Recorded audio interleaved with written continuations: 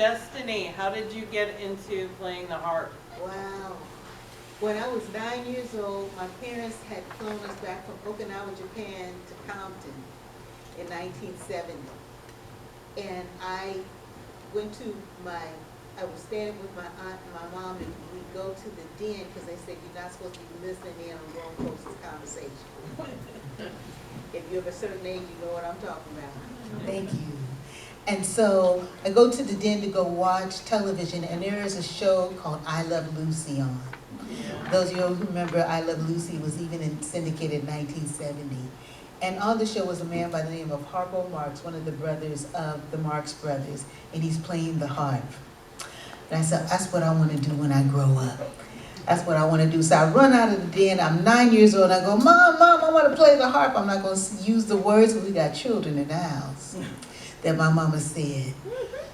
So we flash forward 21 years later. At that time, I'm a barber cutting and styling hair in San Pedro, California.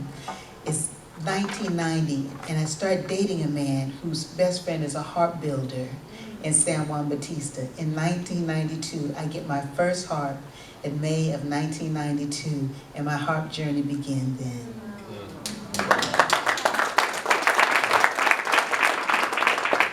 Thank you for sharing. Any other questions? Come on now. Thank you. Y'all are dope.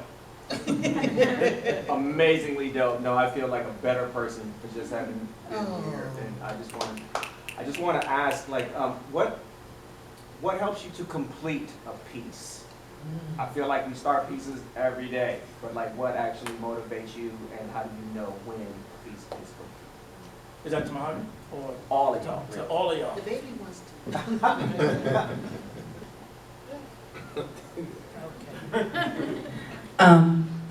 Hi.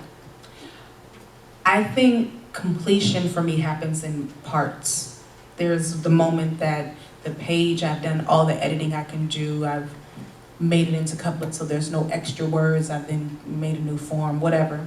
But it's when I hear the poem hit the air in a room that I know, okay, that's the final editing space for me. Because the things that we think are happening as writers usually are, but more times than not, if you're, I feel like I'm a communal artist, my work is speaking to a community, and if I'm not saying the thing that is going to activate or serve or heal, I'll feel it because they don't feel it, right? And so I use those moments as literal, the killing floor. So whatever needs to be cut out, if that didn't land the way I thought it was, I think, oh, this is gonna kill it. And no one says anything, I'm like, oh, maybe not.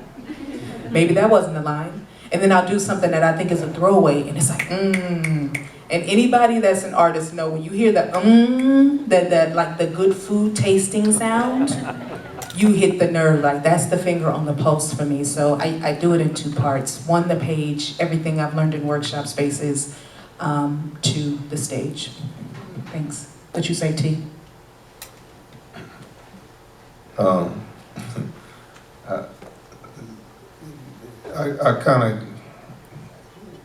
I try to, when I'm writing, it's gonna sound kind of counterintuitive or paradoxical, but I'm writing and sort of creating, but I'm also kind of listening,